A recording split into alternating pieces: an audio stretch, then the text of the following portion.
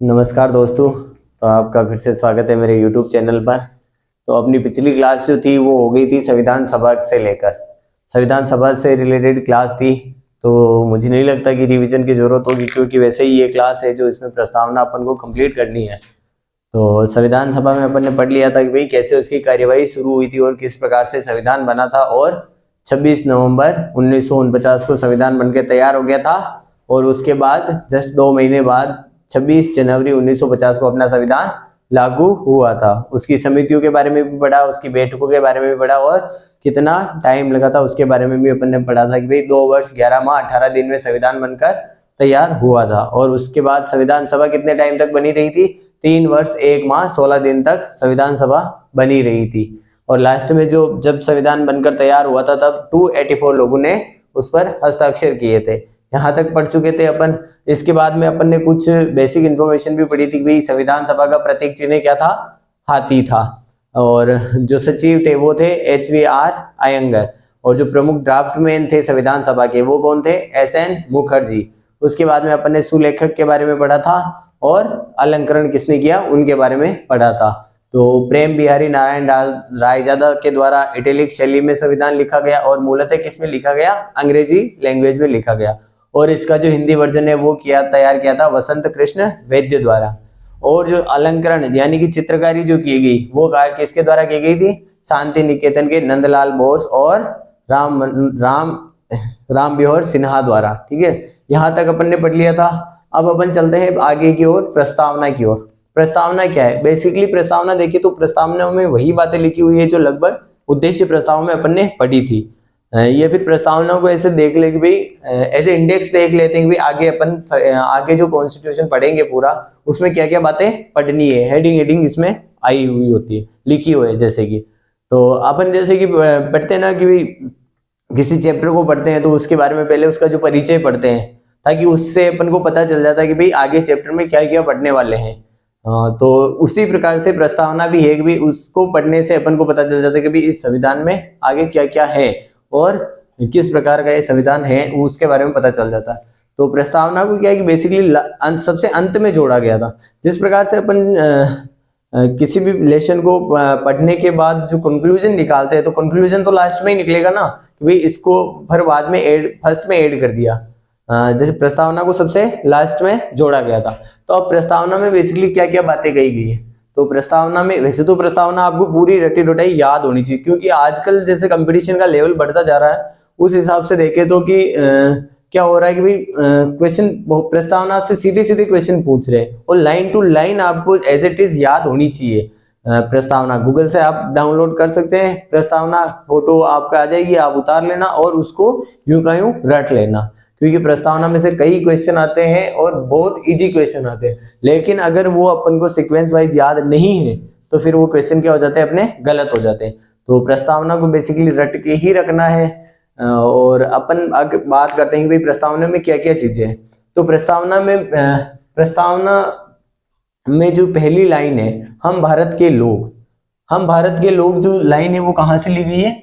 America से ली गई है। तो अपन आज क्या पढ़ेंगे? प्रेम्बल, प्रस्तावना पढ़ रहे हैं। और इसकी जो फर्स्ट लाइन है, हम भारत के लोग, ये कहां से ली गई है? अमेरिका से। वहां क्या लिखा हुआ? We are the people of USA। तो अपने संविधान में क्या लिखा? We are the people of India. ठीक है, तो हम भारत के लोग। बेसिकली ये लाइन दिखाती क्या है? बेसिकली इस लाइन से हमें क्या पता लगता है? इससे सीधा पता ये लगता है कि भाई भारत का जो संविधान है वो भारतीयों द्वारा स्वयं द्वारा निर्मित किया गया, और स्वयं के लिए भारतीयों ने खुद के लिए खुद स्वयं सहमति देकर इस संविधान को बनाया है। इस संविधान को अंगीकृत किया है, आत्मार्पित और अधिनियमित किया है। ये शब्द आगे आते हैं, लास्ट में आएंगे प्रस्तावना के। तो इसका मतलब क्या हुआ कि भाई बिना किसी बाहरी दबाव के भारतीयों द्वारा अपने लिए यह संविधान स्वयं निर्मित किया गया है, स्वयं अधिनियमित किया गया है और स्वयं पर लागू भी किया गया है। तो ये लाइन हो गई। फिर बाद में बात करते हैं अपन की प्रस्तावना के लक्ष्य क्या है? लक्ष्य। तो इसमें 5 टारगेट आते हैं कि भाई एक तो है, यहां इसको ऐसे समझ लेते हैं, लक्ष्य क्या है? हम भारत के लोग भारत को संपूर्ण प्रभुत्व संपन्न, पहला क्या है, संपूर्ण प्रभुत्व संपन्न, साथ में क्या, साथ में समझते चलेंगे अपन, संपूर्ण प्रभुत्व संपन्न।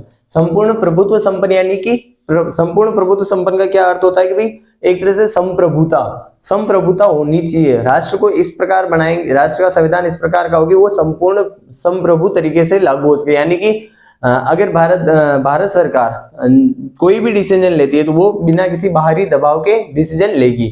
तो बेसिकली क्या था कि भाई जब ब्रिटिश गवर्नमेंट शासन कर रही थी तो जब आजाद करने की बात भी कही गई तो भी जब तक अपना संविधान लागू नहीं हुआ था तब तक भारत को क्या बनाया गया था, एक डोमिनियन स्टेट बनाया गया। तो उस समय तो क्या था कि भाई 1935 का जो एक्ट था वो एज ए संविधान अपने यहाँ यूज किया जा रहा था, और जो ब्रिटिश प्रीवी काउंसिल थी वो अपना सर्वोच्च अपीलीय न्यायालय हुआ करता था, ये हुआ करता था। लेकिन 26 जनवरी 1950 को जब संविधान लागू हो जाता है तब अपना देश पूरी तरह से संप्रभु राष्ट्र बन जाता है। बाकी 26 जनवरी 1950 तक क्या रहा था, डोमिनियन स्टेट। डोमिनियन स्टेट मतलब कि राष्ट्राध्यक्ष अपने ब्रिटिश क्राउन ही हुआ करते थे। लेकिन यहाँ 26 जनवरी 1950 को संविधान लागू होने के बाद पूरी तरह से संप्रभु हो गया था। और उसी दिन से ये भी कहा जाता है कि जो संविधान सभा है थी वो भी भंग कर दी गई थी। संविधान सभा तो वैसे हाँ, इस 24 जनवरी को भंग कर दी गई और उसे भी संप्रभु बनाया गया। और लेकिन विधायक एज ए विधायिका के रूप में वो कार्य कर रही थी। कौन, संविधान सभा, वो भी संप्रभु थी कि वो भी संप्रभु तरीके से अपने डिसीजन ले सकती थी। इसके बाद में संपूर्ण प्रभुत्व संपन्न राष्ट्र बनाना है, फिर क्या करना है, संपूर्ण प्रभुत्व संपन्न समाजवादी। क्या था अगला वर्ड, क्या आता है, समाजवादी। समाजवादी का मतलब होता है कि ये क्या है, एक इकोनॉमिक टर्म है। एक तो होता है पूंजीवाद और एक होता है साम्यवाद। दो जो टर्म होती है, ये पूंजीवाद का कैपिटलिज्म का बेसिक अर्थ ये होता है कि भाई जो संसाधन होते हैं, जो भी रिसोर्सेज होते हैं उत्पादन के, उन पर क्या है कि भाई व्यक्तिगत अधिकार होता है, पूरी सरकार का अधिकार नहीं होके अपनी योग्यताओं के अनुसार संसाधनों का वितरण किया जाता है। और साम्यवाद में क्या होता है कि भाई संसाधनों का वितरण एक समान होता है, यानी कि सरकार का कंट्रोल होता है। जैसे आपने रूस के बारे में पढ़ा होगा, एक साम्यवादी क्रांति वहां हुई थी। जो कम्युनिज्म वाले लोग होते हैं, कम्युनिस्ट जो लोग होते हैं, वो क्या करते हैं कि बेसिकली समानता में विश्वास करते हैं। लेकिन यहाँ पे पूंजीवाद में क्या होता है कि भाई उसमें समानता में विश्वास नहीं करके योग्यता आधारित संसाधनों का बंटवारा करते हैं कि भाई जिसकी जितनी योग्यता होगी उतना उसको मिले। तो लेकिन भारत में क्या है कि भाई समाजवाद है। समाजवाद में दोनों का मिक्सर है, ना तो पूंजीवाद है और ना ही समाजवाद है। और एक और बात है कि भाई साम्यवाद जो है वो हिंसा का समर्थन करता है, लेकिन समाजवाद में हिंसा का समर्थन नहीं। बेसिकली यहाँ पे अपन साम्यवाद और समाजवाद में अंतर भी देख ही लेते हैं। तो ये क्या है कि समाजवाद और इधर है साम्यवाद। तो समाजवाद क्या कहता है, ये क्या है, अहिंसा का समर्थक। समाजवाद किसका है, अहिंसा का समर्थक। सॉरी, एक मिनट रुकना। ये अहिंसा का समर्थक है और लोकतंत्र में विश्वास करता है। किसमें विश्वास करता है, लोकतंत्र में विश्वास। लेकिन ये किसका समर्थक है, हिंसा का समर्थक है, हिंसा का समर्थक है। और ये सर्वहारा वर्ग की तानाशाही में विश्वास करता है। किसमें, सर्वहारा वर्ग की तानाशाही।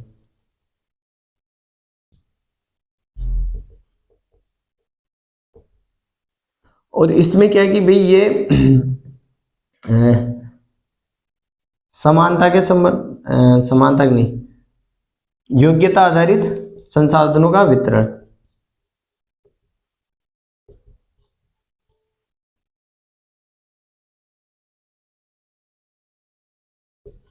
और ये क्या करता है, बेसिकली सभी में समान वितरण। और ये क्या, समाजवाद वाले लोग तो धर्म को मानते हैं, लेकिन ये धर्म को भी नहीं मानते। और धर्म को किसके समान बताते हैं, अफीम के समान बताया है। और इसमें वर्ग संघर्ष और वर्ग सहयोग दोनों अवधारणाओं को एक्सेप्ट किया, वर्ग संघर्ष एवं सहयोग। जबकि इसमें वर्ग संघर्ष की बात कही गई है। किसकी बात कही गई है? वर्ग संघर्ष की। तो ये बेसिक डिफरेंस होता है समाजवाद और साम्यवाद में, कि भाई समाजवाद वाले जो लोग हैं, समाजवाद जो अवधारणा है उसमें अहिंसा का समर्थन किया गया, ना कि हिंसा का। लेकिन यहाँ पे साम्यवादी जो लोग होते हैं वो क्या कहते हैं कि भाई समाज में समानता होनी चाहिए, चाहे उसके लिए हिंसा ही क्यों ना करनी पड़े। यानी कि जो बड़े लोग हैं, जो जिनके पास ज्यादा संसाधन है, वो उनके संसाधनों का सारी जनता में इक्वल डिस्ट्रीब्यूशन कर दिया जाए। लेकिन वैसे अपन बेसिकली देखें तो क्या साम्यवाद अच्छी व्यवस्था है क्या? वैसे अपन सोचे तो साम्यवाद एक तरह से अच्छी हो भी सकती है, लेकिन अच्छी किस इकोनॉमिक ग्रोथ के लिए अच्छी नहीं मानी जाती। क्योंकि अब आप खुद ही सोचो कि भाई आपने 10 रुपए कमाए और आपके साथी ने, किसी ने, 2 साथी है, उन्होंने 2-2 रुपए ही कमाए, चलो, और आपने कमाए 10 रुपए। तो अब साम्यवाद देश में आप रहते हैं, साम्यवादी देश में, तो आपके जो 10 रुपए है उनको और उनके जो 2-2 रुपए मिला के कितने हो गए? 14। अब उन 14 रुपए का इक्वल डिस्ट्रीब्यूशन कर दिया जाएगा। तो फिर आपके मन में यही आएगा ना कि मैंने ज्यादा मेहनत की, फिर भी मेरे को पैसा उतना ही मिल रहा है, तो आप फिर ज्यादा मेहनत तो थोड़ी करोगे क्या? यानी कि इसका मतलब सीधा सा हो गया कि कोई भी अर्थव्यवस्था है तो वो ग्रोथ नहीं कर पाएगी साम्यवाद में। यही कारण रहा है कि भाई रशिया काफी पिछड़ गया था, जबकि यूएसए ने पूरी तरह से कैपिटलिज्म को अपनाया था, तो वो काफी आगे निकल चुका था। और उसी समय जब अपने इकोनॉमिक रिफॉर्म्स किए गए थे तो 1991 में, तब अपन पूंजीवाद की तरफ बढ़ने लगे। बाकी पहले क्या था कि भाई अपना झुकाव भी समाजवाद तो था अपने यहाँ, लेकिन फिर भी ज्यादा झुकाव किसकी तरफ था? साम्यवाद की तरफ। यानी कि अधिकांश संसाधनों पर गवर्नमेंट अपना नियंत्रण रखती थी, और मतलब जैसे कि लाइसेंस प्रणाली थी, उसके द्वारा फैक्ट्रियां लगाने को नियंत्रित करती थी। इस प्रकार से कुल मिला के बंद अर्थव्यवस्था थी। एक तरह से कहते कि भाई अर्थव्यवस्था इतनी खुली हुई नहीं थी कि भाई हर कोई फैक्ट्री नहीं लगा सकता था, हर कोई व्यापार नहीं कर सकता था। इस प्रकार से काफी बंदिशें थी। तो ये समाजवाद और साम्यवाद हो गया। और ये जो समाजवाद शब्द है, ये बेसिकली 42वें संविधान संशोधन 1976 में जोड़ा गया था। कब जोड़ा गया था? 14 कॉन्स्टिट्यूशनल अमेंडमेंट 1976 में जोड़ा गया था। तो ये हो गया समाजवाद, साम्यवाद। इसके बाद में क्या लक्ष्य रखा गया? पंथ निरपेक्ष, सेक्युलर, पंथ निरपेक्ष, सेक्युलर। इसका क्या अर्थ हुआ? सेक्युलर यानी कि राज्य का कोई धर्म नहीं होगा। यानी कि एक राज्य होगा, जो देश होगा, उसका कोई एक निश्चित धर्म नहीं होगा, पंथ निरपेक्ष होगा। यानी कि राज्य सभी धर्मों के साथ समान व्यवहार करेगा, और राज्य धर्म के आधार पर किसी के साथ कोई भेदभाव नहीं करेगा, और ना ही सरकारी नौकरियों में धर्म के आधार पर कोई भेदभाव किया जाएगा। और विधि का शासन होगा। विधि का शासन यानी कि भी कानून के समक्ष सभी के साथ समान व्यवहार किया जाएगा। और लोक नियोजन में भी सभी को समान अवसर प्रदान किए जाएंगे। इसके बाद में 5वां जो लक्ष्य रखा गया इसमें, लोकतंत्र, लोकतंत्रात्मक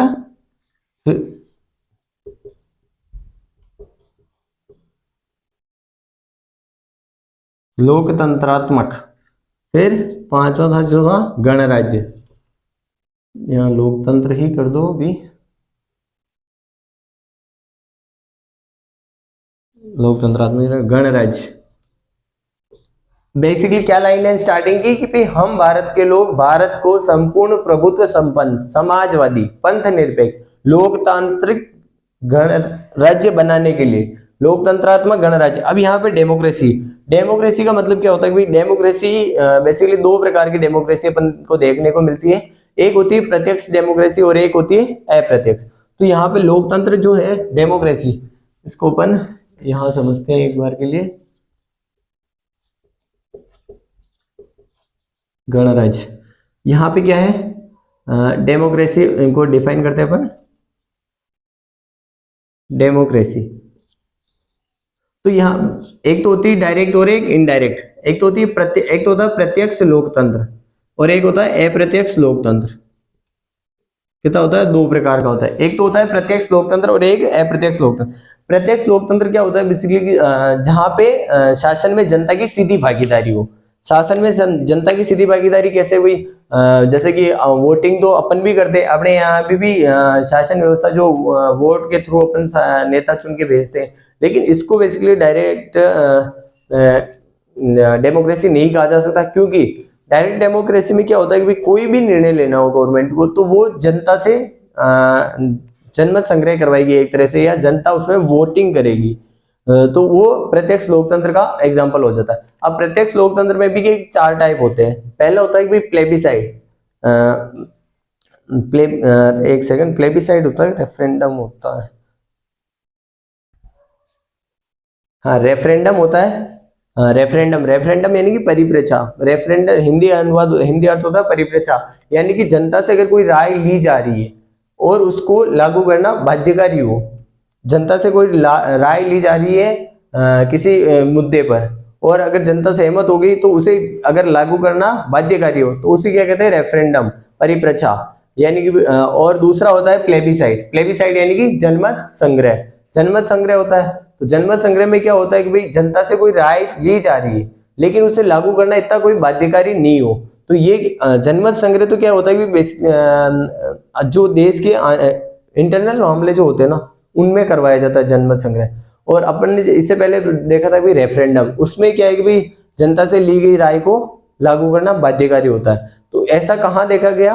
ब्रेक्जिट से ईयू का अलग होना, जो ब्रेक्जिट जो समूह बना था उसे यूके का अलग होना, यूके ब्रेक्जिट से अलग हुआ था। उस समय जो जनता की जो राय ली गई थी उसको, उसी के आधार पर ब्रेक्जिट से यूके अलग हुआ था। उसके बाद में right to recall, right to recall यानी कि जनता के पास ये अधिकार होता है कि भाई वो अपने चुने हुए प्रतिनिधियों को कार्यकाल से पहले ही वापस बुला सकती है। यदि जनता ने किसी अपने चुने हुए प्रतिनिधि के विपक्ष में वापस वोटिंग कर दी तो वो एक निश्चित कार्यकाल तक नहीं बना रहेगा और उसे वापस भी बुला सकते हैं। और एक होता है प्लेबिसाइड हो गया, राइट टू इनिशिएटिव, इनिशिएटिव यानी कि पहल, पहल यानी कि भाई अगर कोई ऐसा मुद्दा है जिस पर कि कानून बनाया जाना है और संसद में उसकी किसी मंत्री द्वारा क्या कहते हैं उसको, टर्म याद नहीं आ रही मुझे, किसी मंत्री द्वारा कोई प्रस्ताव पेश नहीं किया गया है, लेकिन अगर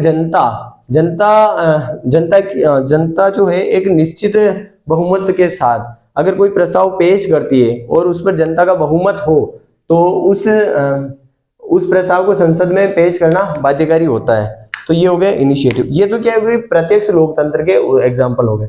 अब होता है क्या है कि भाई प्रत्यक्ष लोकतंत्र जो है वो छोटे कंट्री जो होते हैं वहां पे तो संभव हो जाता है, क्योंकि भाई अगर कोई भी मुद्दा है, अब जनता से आपको जनमत संग्रह कर, जनता की राय लेनी है अगर, तो अगर छोटा कंट्री है तो संभव हो सकता है कि भाई संचार के साधन भी वहां पे अच्छे खासे हो, डेवलप कंट्री हो और जनता में जागरूकता भी हो, तो किसी भी मुद्दे पर एक दिन में भी फैसला लिया जा सकता है। लेकिन अगर अपन भारत की बात करें तो भारत में क्या डायरेक्ट डेमोक्रेसी संभव है क्या? नहीं है। क्यों नहीं है? उसके पीछे रीजन है, उसके पीछे कई रीजन है। उसमें से एक तो ये कि भाई भारत की जनता जागरूक है ही नहीं। भारत की जनता को वैसे अपन आज भी देखते हैं कि भाई वोटिंग जो अपनी वोटिंग जो करते हैं अपन अपने प्रतिनिधियों को चुनते हैं, उसमें भी वोटिंग 100% नहीं हो पाती अभी भी राजस्थान के इलेक्शन की बात करें तो इसमें भी काफी अच्छी वोटिंग नहीं रही है। तो भारत की जनता पहले तो वोटिंग के प्रति जागरूक है ही नहीं। दूसरी ये कि भाई संचार के साधनों का भी इतना ये नहीं है डेवलपमेंट कि भाई हर एक नागरिक के पास संचार का साधन हो। और दूसरा ये कि भाई काफी बड़ा देश है और काफी विविधताएं भी है, तो इसी वजह से भी प्रत्यक्ष लोकतंत्र तो संभव नहीं है। तो अपने यहाँ कैसा है? अप्रत्यक्ष लोकतंत्र। अब अप्रत्यक्ष लोकतंत्र में भी अलग अलग टाइप का लोकतंत्र पाया जाता है, जैसे कि अपन ने पढ़ा था शायद पिछले क्लास में ये किया होगा डिस्कशन। एक होती है संसदीय शासन व्यवस्था। संसदीय शासन व्यवस्था कहाँ पे? ब्रिटेन में और भारत में। यानी कि 2 हेड ऑफ स्टेट जो होते हैं कितने होते हैं? 2 होते हैं। एक होती है अध्यक्षात्मक शासन व्यवस्था, उसमें क्या होता है, सॉरी इससे पहले एक लाइन और बताना चाहूंगा, अप्रत्यक्ष लोकतंत्र। इसमें क्या होता है अप्रत्यक्ष लोकतंत्र में कि भाई जनता के द्वारा शासन नहीं करके जनता के द्वारा चुने हुए प्रतिनिधियों द्वारा शासन किया जाता है। जैसे अपने इंडिया में, अपने राजस्थान में देख लो, अपन किसको चुन के भेजते हैं? एमएलए को विधानसभा में भेजते हैं और वे फिर मंत्री, उन्हीं में से मंत्रिमंडल का गठन किया जाता है और वही शासन संचालित करते हैं। तो और सेंट्रल लेवल पर देखें तो एमपीज के थ्रू। तो फिर अप्रत्यक्ष लोकतंत्र में एक तो होता है संसदीय शासन व्यवस्था। संसदीय शासन व्यवस्था कहाँ कहाँ पे है? ब्रिटेन में और भारत में। फिर देखें अध्यक्षात्मक शासन व्यवस्था। तो अध्यक्षात्मक शासन व्यवस्था अपन को देखने को मिलती है यूएसए में, जहाँ पे हेड ऑफ स्टेट एक ही होता है। अब होती भी एक तो होती है बहुल संसदीय बहुल कार्यपालिका होती है, वो स्विट्जरलैंड में देखने को मिलती है, और दोहरी कार्यपालिका फ्रांस में देखने को मिलती है। और इसके बावजूद एक और टर्म होती है अप्रत्यक्ष लोकतंत्र में, वो होती एक तो होता है कि भाई एकात्मक शासन व्यवस्था, और दूसरी होती है परिसंघीय शासन व्यवस्था। अब ये क्या है? ये इस टर्म को अपन समझते हैं अप्रत्यक्ष लोकतंत्र में एक तो होती है एकात्मक, क्या होती है? एकात्मक शासन व्यवस्था, और दूसरा होता है परिसंघीय शासन।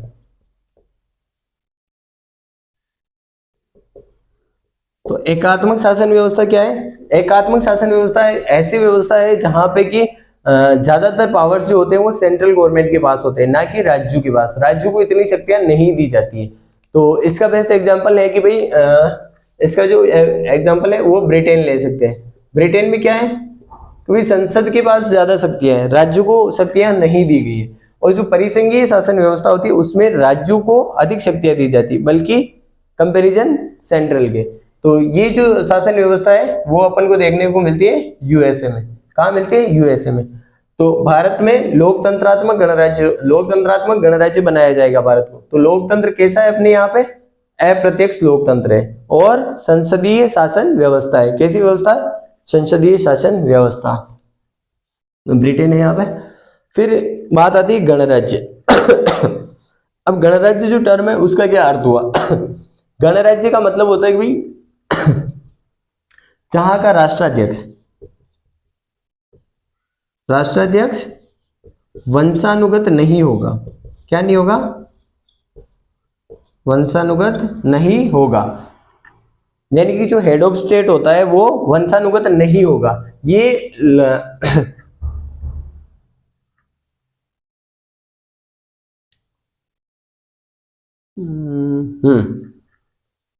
तो वंशानुगत नहीं होगा, गणतंत्र है ना।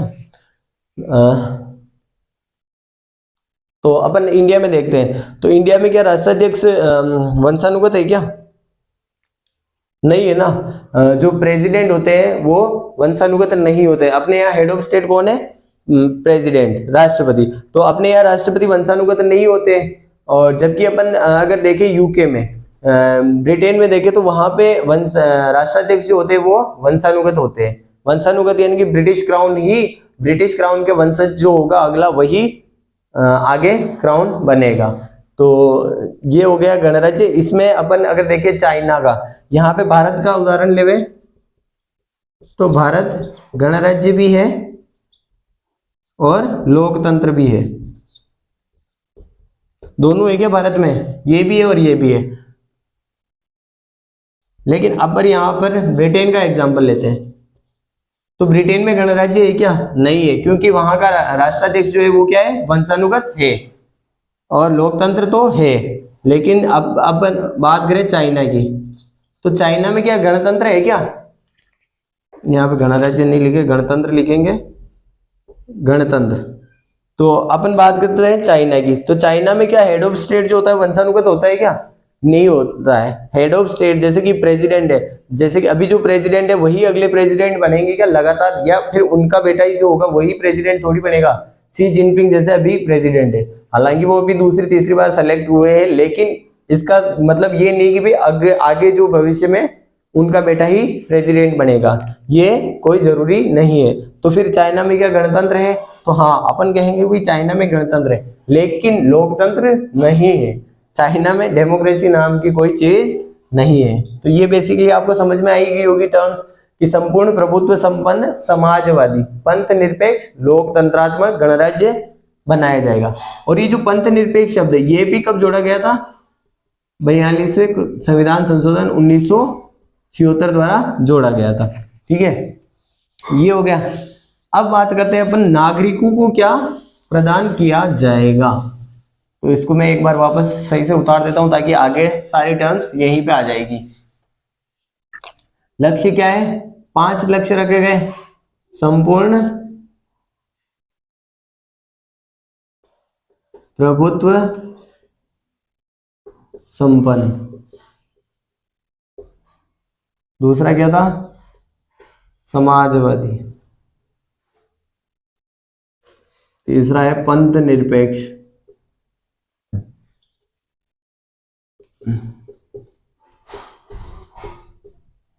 चौथा है लोकतंत्रात्मक।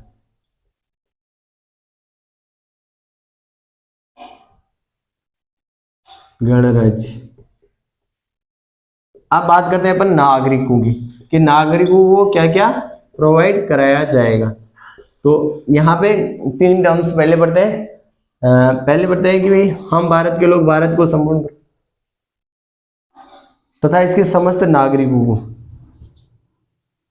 न्याय क्या प्रदान कराएंगे? न्याय। कितने प्रकार का? अपन ने उद्देश्य प्रस्ताव में भी पढ़ा था कि भाई न्याय कितने प्रकार का होगा? 3 प्रकार का। कौन कौन सा? सामाजिक, आर्थिक और राजनीतिक। कितने प्रकार का हो गया? 3 प्रकार का न्याय नागरिकों को प्रदान किया जाएगा। समस्त नागरिकों को न्याय हो गया। उसके बाद में समता, प्रतिष्ठा और अवसर की,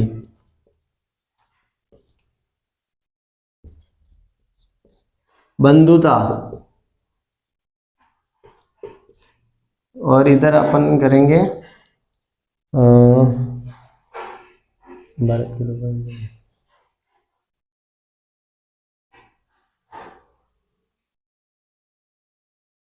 यहाँ पे व्यक्ति की गरिमा। बंधुता क्या है? व्यक्ति की गरिमा। यहाँ देश की एकता और अखंडता।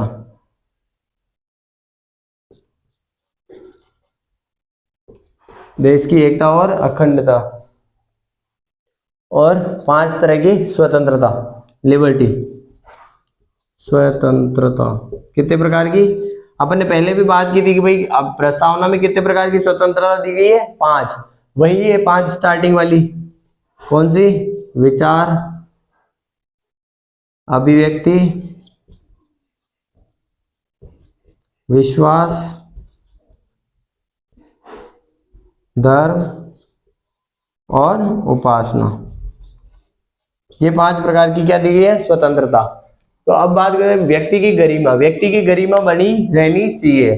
फिर देश की एकता बनी रहनी चाहिए और जो अखंडता है वो उसको कोई हानि नहीं पहुंचानी चाहिए। और समता, समानता अपन ने वहां पे 3 प्रकार की पढ़ी थी, यहाँ पे केवल 2 प्रकार की, प्रतिष्ठा और अवसर की समता प्रदान की गई है। न्याय, न्याय कितने प्रकार का दिया गया है? 3 प्रकार का, सामाजिक, आर्थिक और राजनीतिक न्याय। और जो न्याय जो लिया गया है प्रस्ताव में वो कहां से लिया गया है? रूस से लिया गया। और ये जो तीनों बात है, समता, स्वतंत्रता और बंधुता, यहां लिख देता हूं मैं।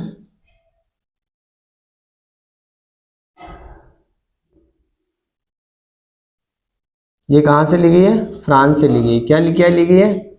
समता, स्वतंत्रता और बंधुता। ये जो टर्म्स है वो कहां से ली गई है? फ्रांस से ली गई है। अब बात आती है कि भाई संविधान लागू कब हुआ? संविधान लागू होने की तारीख क्या है? तो यहाँ पे तारीख आ जाती है 26 नवंबर। लागू होने की, संविधान को अंगीकृत कब किया था? 26 नवंबर 1949 को प्रस्तावना में शपथ ली गई थी। तो वो कब ली गई थी? जब संविधान बनके तैयार हो गया था। तो 26 नवंबर 1949, मिति मार्गशीर्ष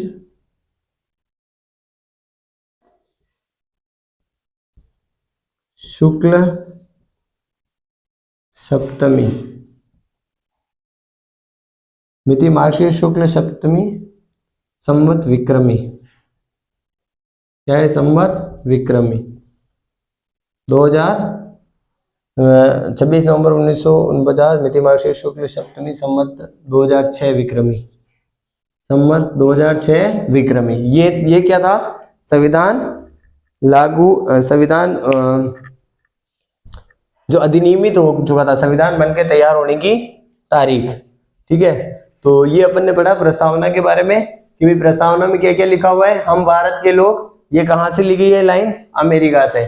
फिर इसके लक्ष्य, क्या क्या लक्ष्य रखे गए? संपूर्ण प्रभुत्व संपन्न समाजवादी पंथ निरपेक्ष लोकतंत्रात्मक गणराज्य की स्थापना की जाए। फिर उसके बाद में अपन ने देखा नागरिकों को क्या दिया जाएगा? न्याय, सामाजिक, आर्थिक और राजनीतिक स्वतंत्रता। कितने प्रकार की? 5। विचार, अभिव्यक्ति, विश्वास, धर्म और उपासना की। फिर बंधुता, व्यक्ति की गरिमा, देश की एकता और अखंडता को बनाए रखना। और समता, कितने प्रकार की? 2। प्रतिष्ठा और अवसर की। फिर संविधान की तारीख क्या थी? दिनांक। तो अपन को पता है कि भाई संविधान दिवस कब मनाते हैं? 26 नवंबर। तो उस दिन क्या था? 26 नवंबर 1949। और हिंदू कैलेंडर के अनुसार देखें तो मिति मार्गशीर्ष शुक्ल सप्तमी संवत 2006 विक्रमी। ठीक है, ये हो गया। अब एक सेकंड रुकना आप।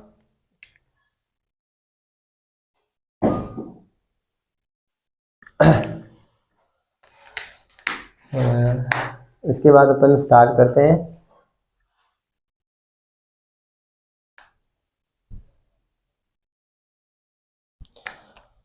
इसके बाद अपन स्टार्ट करते हैं, आगे डिस्कस करते हैं कि प्रस्तावना के बारे में, कि भाई प्रस्तावना संविधान का भाग है या नहीं, या फिर प्रस्तावना में संशोधन किया जा सकता है या नहीं, उसके बारे में अपन आगे डिस्कस करते हैं। ये प्रस्तावना एज इट इज याद कर लेना, क्योंकि प्रस्तावना में से क्वेश्चन पुटअप होते हैं और यूं के यूं उठ के आते हैं कि भाई सीधा सीधा पूछ लेगा वो आपको कि भाई प्रस्तावना में क्या बोलते हैं, समाजवाद और पंथ निरपेक्ष शब्द कब जोड़ा गया? तो कब जोड़े गए थे? 42वें संविधान संशोधन 1973 के तहत, 1976 सॉरी 1976 है ना। कब जोड़े गए थे? 42वें संविधान संशोधन 1976 के द्वारा। इसके बाद अपन देखते हैं कि भाई प्रेम्बल जो है वो संविधान का भाग है या नहीं। इसके लिए क्या है कि 2 विवाद है, 2 बड़े विवाद है। उनमें सुप्रीम कोर्ट ने डिसीजन अलग अलग दिया है, तो उनके बारे में अपन देख लेते कि भाई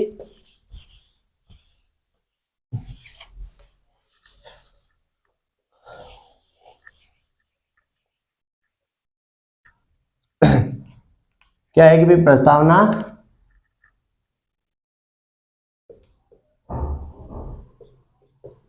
संविधान का भाग है या नहीं।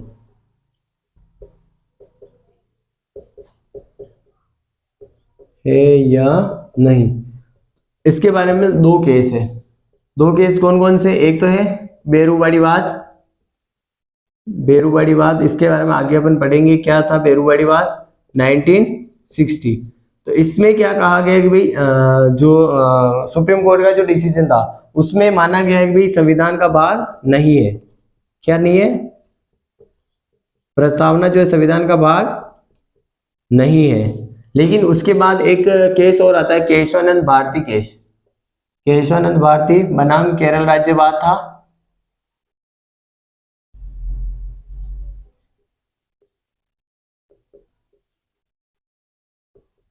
नाइनटीन 73 का। इसमें सुप्रीम कोर्ट ने किया कि इसमें सुप्रीम कोर्ट ने अपने पूर्ववर्ती डिसीजन को चेंज किया। 1973 का ही था केशवानंद भारती वाद।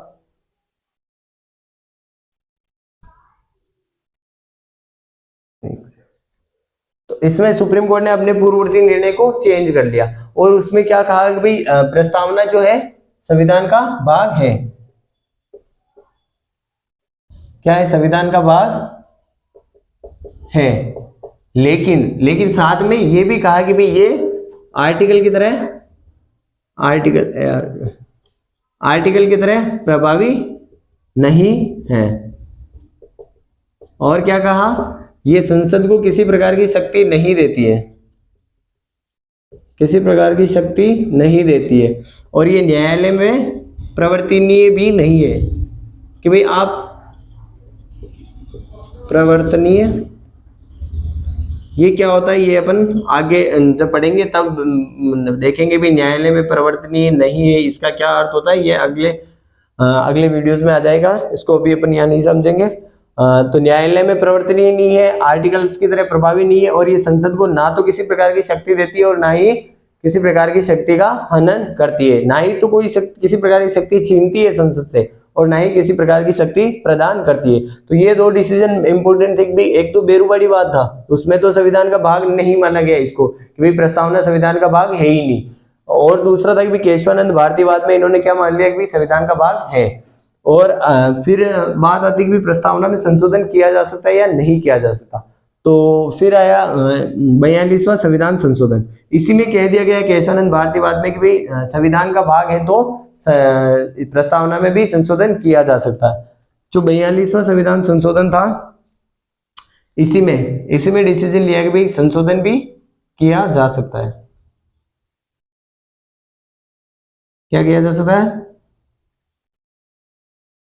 प्रस्तावना में संशोधन किया जा सकता है। और अब कुछ शब्द जोड़े गए, जैसे कि समाजवाद, पंथ निरपेक्ष और अखंडता शब्द जोड़े गए। कब जोड़े गए थे? 42वां संविधान संशोधन 1946 के तहत कौन कौन से शब्द जोड़े गए थे? एक तो जोड़ा गया था समाजवाद, दूसरा क्या जोड़ा गया था? पंथ निरपेक्षता, और तीसरा जोड़ा गया था और अखंडता। क्या जोड़ा गया था?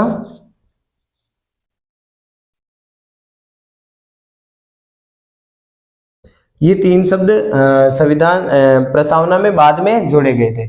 और ये याद रखना कि प्रस्तावना संविधान में सबसे लास्ट में ऐड की गई थी। ये हो गया प्रस्तावना के बारे में बेसिक इन्फॉर्मेशन। अब अपन चलते हैं कि भी प्रस्तावना को कुछ लोगों ने अलग अलग नामों से बुलाया, अलग अलग नाम दिए गए, उसके लिए अलग अलग नाम यूज किए।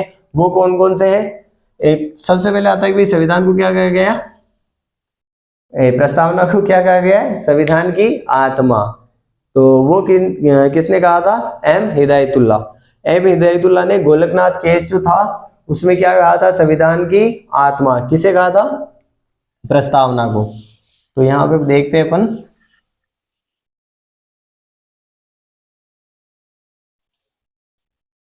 प्रस्तावना के अन्य नाम।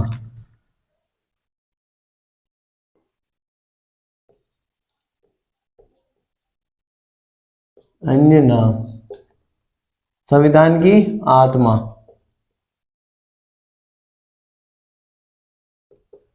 एम हिदायतुल्लाह जो थे, ये कौन थे? ये भारत के चीफ जस्टिस रहे हैं, चीफ जस्टिस ऑफ इंडिया थे, और ये शायद वाइस प्रेसिडेंट भी बने थे। वो आगे देखेंगे, वाइस प्रेसिडेंट या वो हाँ वाइस प्राइम मिनिस्टर कुछ रहे थे, लेकिन ये क्या थे? मेनली मुख्यतः सीजेआई थे, भारत के चीफ जस्टिस रह चुके थे। इन्होंने क्या कहा था?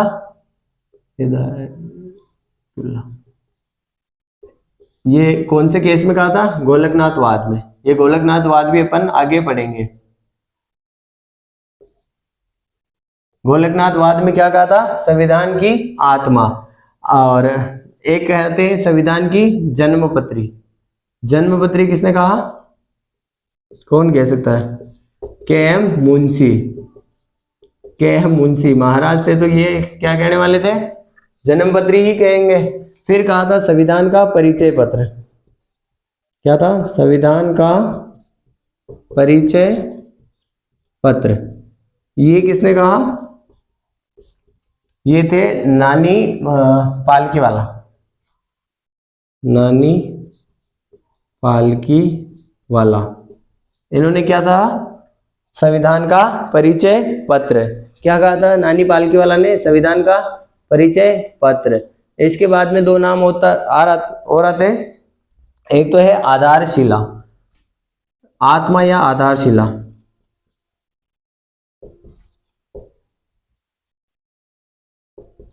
आत्मा या आधारशिला, ये किसने कहा था? आकाश कश्यप। आकाश कश्यप ने ही कहा था। सॉरी आकाश कश्यप नहीं है, सुभाष कश्यप है। और लास्ट में अपन देखते हैं सुभाष कश्यप, और एक कहा था की नोट,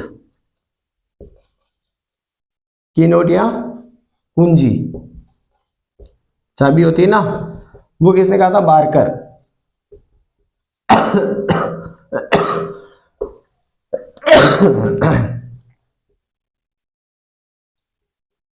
बारकर। तो ये होगी बेसिक इंफॉर्मेशन। वैसे संविधान प्रस्तावना में ऑब्जेक्टिव क्वेश्चंस के हिसाब से ज्यादा कुछ याद रखने लायक है नहीं, पर याद यही रखना, एक तो कुछ ये नाम किसने क्या कहा था ये याद रख लेना कि भाई संविधान की आत्मा किसने कहा था? हिदायतुल्लाह ने। जन्मपत्री के.एम. मुंशी जी द्वारा। और परिचय पत्र किसने कहा? नानी पालकीवाला। और आधारशिला किसने कहा? सुभाष कश्यप जी द्वारा। और फिर की नोट किसे कहा? बारकर द्वारा। बारकर ने क्या कहा? की नोट। ये याद रख लेना, और कुछ याद नहीं हो किसका मतलब क्या होता है, तो कम से कम इतना जरूर याद रख लेना कि भाई प्रस्तावना को जो है यूं का यूं एज इट इज रख लेना, भाई लाइन वाइज लाइन कि इसके बाद कौन सी लाइन है, इसके बाद जैसे प्रार्थना याद करते हैं या कोई सॉन्ग याद करते हैं ना, उस टाइप से याद कर लेना, उसी में से प्रस्तावना का क्वेश्चन सोल्व हो जाएगा। और ये याद रखना था कि 42 से संविधान संशोधन के तहत कौन कौन से शब्द इसमें जोड़े गए। बाकी कुछ भी याद रहे नहीं रहे तो भी चलेगा, लेकिन क्वेश्चन जो आते हैं वो सीधे आते हैं प्रस्तावना से कि भाई ये अब जैसे जैसे कंपटीशन बढ़ रहा है अपन उम्मीद नहीं कर सकते वो अगला एग्जामिनर कैसे पूछ सके। क्या पता पूछ ले कि इस लाइन की ये इतने नंबर का शब्द क्या है, ऐसे भी पूछ सकता है। तो प्रस्तावना को तो एज इट इज रट लेना, उसी में अपना काम हो जाएगा। अब अपन आगे बढ़ते हैं, आगे पढ़ेंगे अपन संविधान के भाग। अब अपना संविधान चालू होता है कि भाई संविधान के भाग 22 भाग है और 395 आर्टिकल है, उनके बारे में पढ़ेंगे। तो उनके बारे में शायद अपन अगली क्लास में पढ़े तो अच्छा बेटर रहेगा कि भाई उसमें अपन डिस्कस कर लेंगे, संविधान के 22 भाग डिस्कस कर लेंगे, उनमें क्या क्या है, उनकी क्या क्या हेडिंग्स है वो देख लेंगे, फिर कंटिन्यू अपना चलता रहेगा। तब तक के लिए धन्यवाद जयराम जी की, और चैनल को सब्सक्राइब जरूर कीजिए और दोस्तों के साथ शेयर जरूर करिए। धन्यवाद।